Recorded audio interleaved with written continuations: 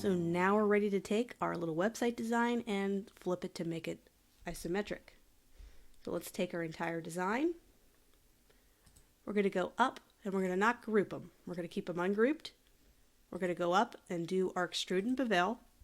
We're going to make it isometric right, and we are going to significantly change the extrude depth. So let's try a couple of different numbers here to get something that is not too thick. So let's try 3. And then now we're going to need to change the lighting because it's awfully dark. So let's bring some lighting toward the front so we can get some nice bright lighting. Let's kind of change our ambient light, add a little bit more. Same thing with highlight intensity. And let's click on OK. We're going to be individually editing these layers, so we're just getting started. Let's bring it in front of the iPad. And this is where we're going to start to work with depth. So let's bring in our isometric grid. We're going to start arranging these to give it kind of this layered look. We're going to just arrange the elements.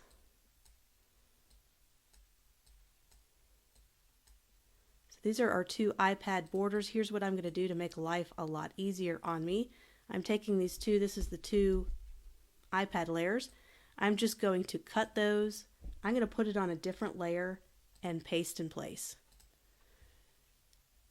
And move that downward. I'm just doing that to lock it so I don't accidentally grab things. So now I can easily select some of these other items.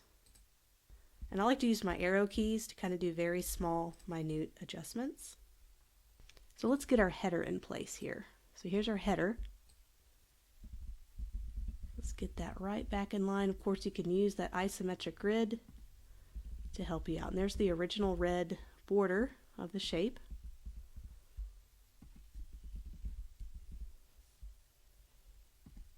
Select all 3.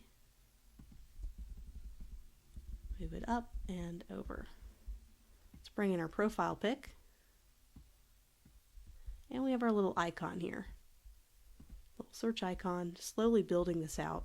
We can always change this corner at any time on the original shape and it'll update right there. And change the sense of depth as dramatically as you want to by bringing more distance between each layer.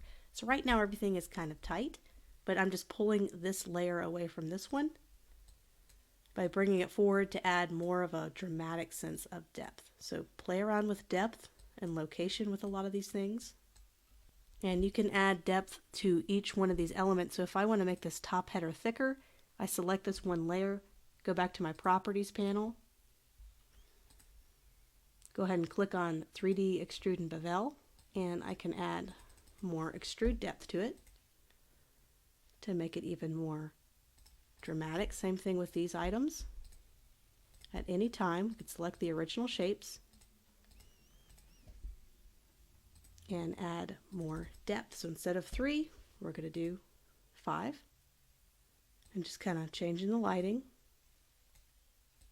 So I wanted to show you a little trick here. So right now everything is a solid fill.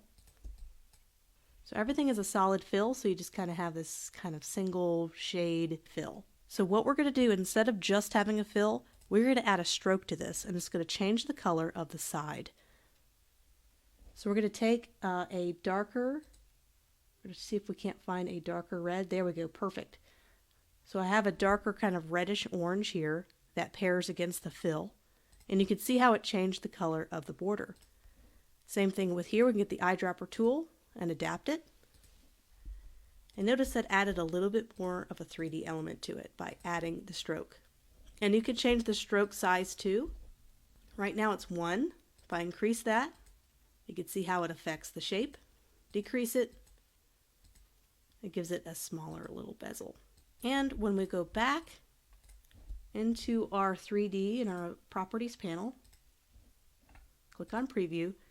Let's see what kind of lighting effects it's going to have. So it's going to give us a little bit more realistic lighting on our stroke instead of it just being nothing. We didn't have a stroke there before, now we do. Now we're getting some really cool realistic lighting here. So look at that right there. So we're getting some nice kind of lighting going that direction. Let's change our ambient light so we can get some more light on the front so it doesn't look so dark and drab. But yeah, make sure you change the location to get that nice natural highlight look. So I think those buttons look a lot better. We could do the same thing with these buttons. Let's add a little bit of a stroke. Go back to our extrude and bevel.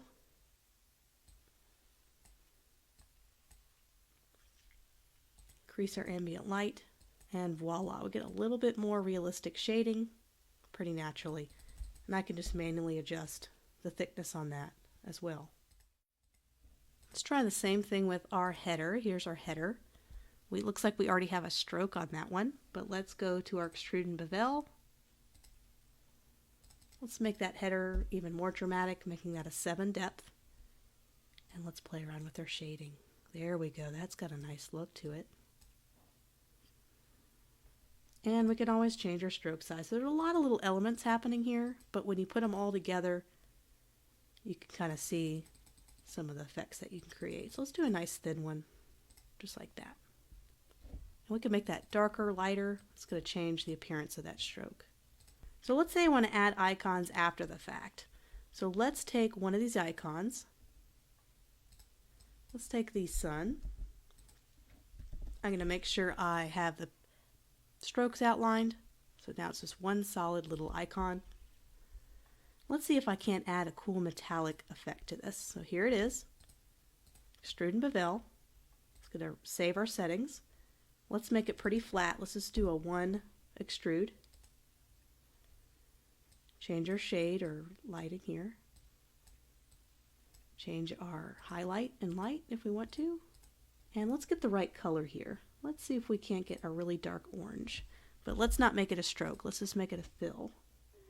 And reducing the ambient light kind of gives it that silver effect. So let's reduce that a little bit and click on OK. Got ourselves a cool silver icon.